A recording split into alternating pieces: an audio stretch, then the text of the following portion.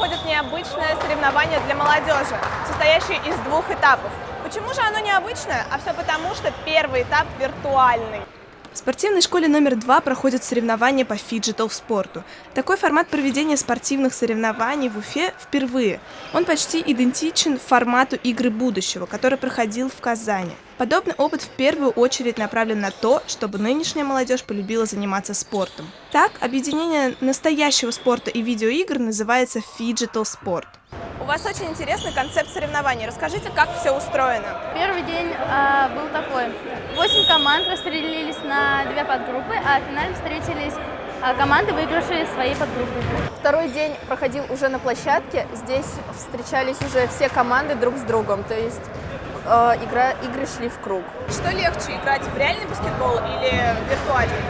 Виртуальный баскетбол – это был для нас очень интересный опыт, и нам это очень понравилось. Мы бы хотели принять еще раз участие в таких соревнованиях, но я все-таки думаю, что для меня играть на площадке – это намного легче. Игра в приставку была для меня в новинку, а на площадке я провожу буквально каждый день. Эта школа работает уже 10 лет и специализируется на настоящем баскетболе. Проведение такого мероприятия – интересное событие не только для участников, но и для самих организаторов.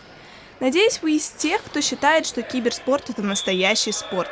Потому что, чтобы выиграть эти соревнования, нужно уметь не только владеть баскетбольным мячом, но и уметь играть на компьютере. Ну и, конечно же, наоборот.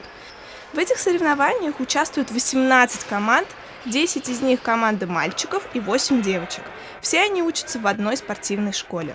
Как тебе опыт с виртуальным баскетболом? Очень увлекающий. Я могу посоветовать всем попробовать себя в виртуальных играх. Это очень занимательно. Я тренировался дома на приставке, играл за Кливленд, попытался сделать легендарную треху Леброна Джеймса на последних секундах.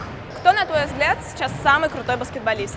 Я считаю то, что Лука Дончич, потому что хоть он и не имеет физической массы, но он играет с головой, и он может выйти из любой ситуации, которая ему нипочем. И я считаю то, что за ним нужно наблюдать и смотреть его игры.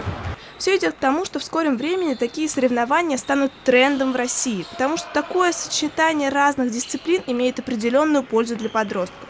К этой цели как раз идет спортивная школа номер 2. В сентябре здесь откроется отделение фиджитал-баскетбола, закупят компьютеры, приставки и, в общем, все необходимое. Поэтому в ближайшем будущем здесь можно будет и научиться играть в приставку, и в баскетбол. В век технологий такой контраст между киберспортом и реальным баскетболом дают понять, что и то является настоящим спортом для нынешней молодежи. Элина Шакирова, Рамазан Мусин специально для «Горы новостей».